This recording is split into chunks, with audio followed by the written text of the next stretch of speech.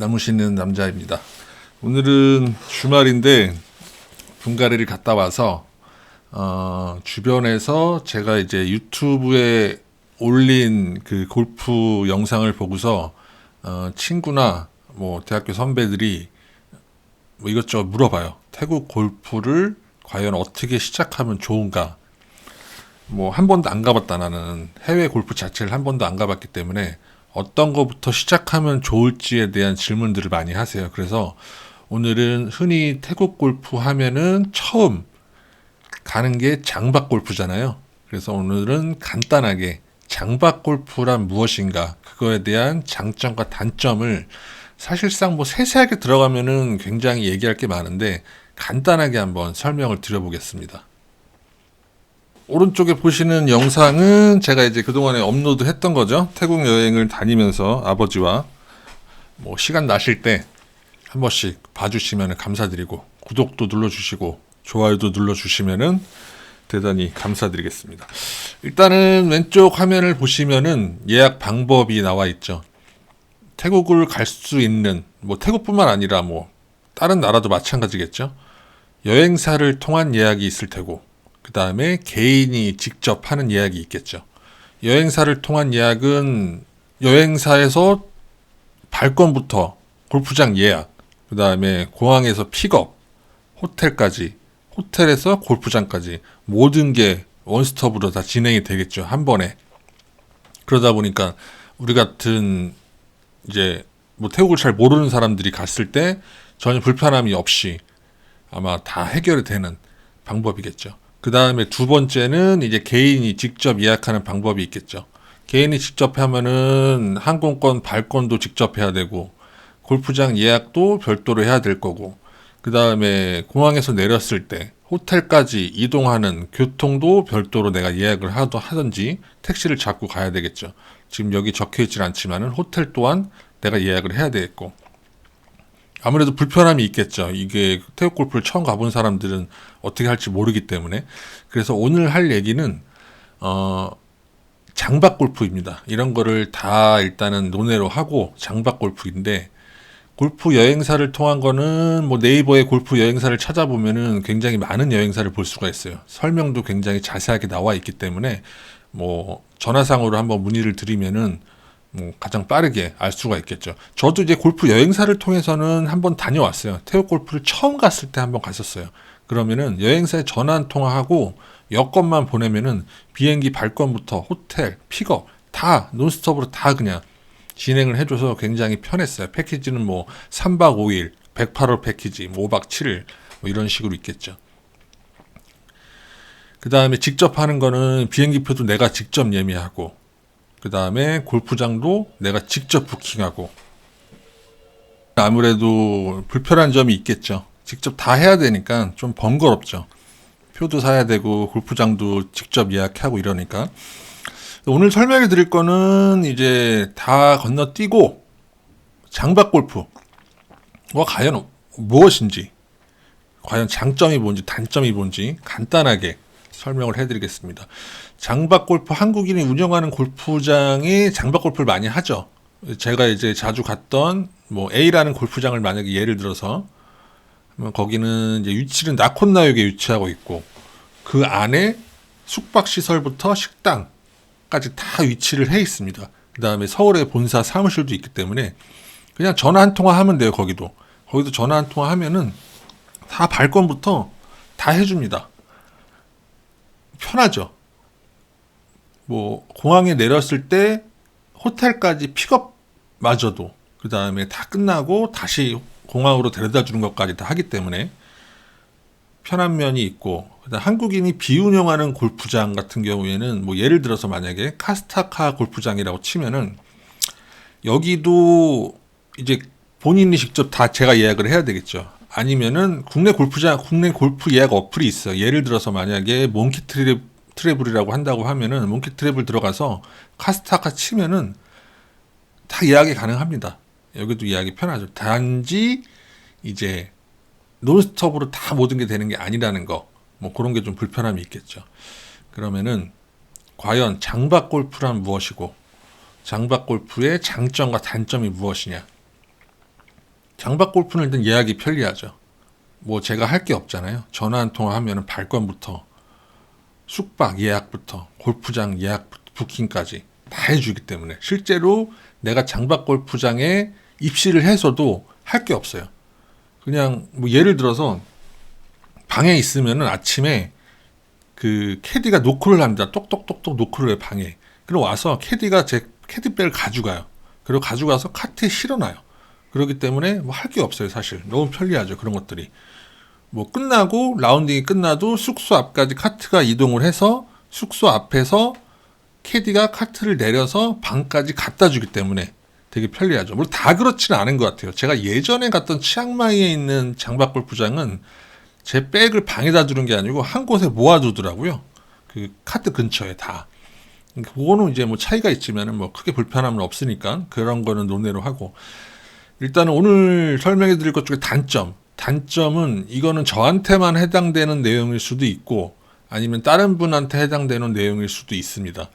저는 일단 관광이 어려움. 아까 말씀드렸다시피 방콕 시내에서 약 한 70km 정도 떨어진 곳에 위치하다 보니까 관광이 어려워요. 내가 오늘은 18홀만 돌고 방콕 잠깐 나가서 뭐 똠양꿍이라도 먹고 쌀국수라도 한 그릇 때우고 오고 싶다. 그러면은 택시를 불러야 돼요. 택시를 리조트에 얘기해서 나 오늘 몇 시에 관광 나갈 거다. 택시 좀 불러달라. 그럼 택시를 부르는 것 자체는 어렵지 않아요. 부르면은 바로바로 오기 때문에 불러주는데 금액이 비쌉니다. 일단은 택시 한 대 불러서 나갔다가 오는데 제가 그때 오후 1시 반쯤에 택시를 불러서 관광하고 뭐 다시 저녁에 돌아오는데 2,500바트를 냈어요. 2,500바트면 우리나라 돈으로 10만 원이 조금 안 되는 돈이죠. 그게 뭐 싸다면은 싼 비용이고 비싸다면 비싼 비용인데, 일단은 내가 그냥 왔다 갔다 시간적인 걸로 따지면은 벌써 왕복 거의 3시간이 들잖아요. 방콕까지. 만약에 주말이 꼈다 이러면 차가 밀리고 더 시간이 오래 걸리니까. 뭐 그런 것들로 인한 불편함이 있죠. 나는 관광을 조금 편하게 하고 싶은데 못한다는 거에 대해서. 그렇다고 해서 그러면 주변 관광지가 있냐. 제가 갔던 곳은 주변에 사실 관광지가 없었어요. 또 1시간은 가야 돼요. 관광지를. 그러다 보니까 어떻게 보면은 소위 말해 시골에 그냥 짱 박혀서 그냥 골프를 치는 거예요. 그래서 이렇게 갔다 오잖아요. 그러면은 한국 돌아와서 느끼는 게 내가 한국 시골에 가서 골프를 치고 왔나, 태국 가서 골프를 치고 왔나 이런 생각이 들어요. 물론 모르겠어요. 저만의 생각일 수도 있지만은. 그래서 여기 말씀드린 것처럼 한 곳에서만 치기 때문에 지루해요, 되게. 물론 제가 갔던 그 장박 골프장은 오른쪽에 화면에 나오는 장박 골프장은 36홀이 있기 때문에 뭐 코스에 대한 지루함이다 뭐 이런 것도 물론 있을 수 있겠지만은 한 곳에서 친다는 것에 대한 지루함이 있어요. 나는 여기 골프장도 가보고 싶고 저기 골프장도 가보고 싶고 여기도 가보고 싶고 간 김에 다 가보고 싶고 관광도 하고 싶고 저녁에 나가서 좀 방콕 시내에서 아버지랑 희한하게 맥주도 좀 한잔 하고 싶고 방콕을 좀 느껴보고 싶고, 그런데 이제 그런 게 불가능하다. 가능은 하지만은 조금 어렵다. 뭐 이런 것들이 있을 수가 있죠. 그래가지고 저는 일단은 결론부터 말씀드릴게요. 태국을 처음 간다. 그러면은 여행사를 통해서 가는 골프를 추천드립니다. 여행사를 통해서 가는 골프가 아무래도 편하니까.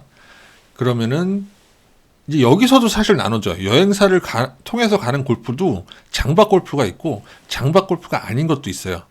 예를 들어서 뭐 흔히 우리 쳐보면은 뭐 파타야 삼색 골프, 아유타야 삼색 골프 이런 거 있잖아요. 그러면은 세 군데를 가요. 골프장을. 한 군데만 가는 게 아니고 그 여행사를 통해서 가게 되면은 세 군데를 데려다 준단 말이에요. 골프장을. 그러니까 지루할 틈이 없죠. 그리고 거기에는 관광 패키지도 껴져 있고, 그렇기 때문에 처음 가시는 분은 여행사를 통한 패키지, 삼색 골프라든지 이런 장박 골프라든지 한 군데만 가는 거를 추천드리고, 나는 그래도 관광을 조금 하고 싶다. 그러면은 개인이 직접 비행기표 발권하시고 몽키트래블이나 이런 거 이용해가지고 각자 골프장을 내가 그동안 가보고 싶은 골프장을 예약을 하는 거예요. 어플을 통해서. 그렇게 해서 가는 게 낫죠. 그래서 저는 올해도 이제 전 영상에서 제가 말씀을 드렸지만 올해도 아버지와 방콕 여행을 지금 계획을 하고 있어요. 거의 다 이제 일정이 다 짜진 상태인데 저는 개인 직접 가는 골프와 장박 골프의 혼합이에요, 이번에는. 그래서 만약에 월요일 날 방콕 수완나푼공항에 떨어진다. 그럼 대부분 수완나푼공항에서 내려서 그 여행사를 통해서 예약을 했기 때문에 여행사에서 픽업을 오겠죠. 차를 타고 그 골프텔로 들어가겠죠. 호텔로. 근데 저는 수완나푼공항에 내려서 글로 안 갑니다. 방콕 시내로 갑니다. 방콕 시내 가서 방콕 시내 호텔을 저는 따로 예약을 할 거예요. 그래서 거기서 한 2박 3일 정도 아버지랑 관광을 할 거예요. 뭐 맛있는 것도 먹고 주변 좀 둘러보고 관광을 하고 그 다음에 이제 개인적으로 택시를 타고 제가 개인적으로 예약한 골프장을 갈 거예요.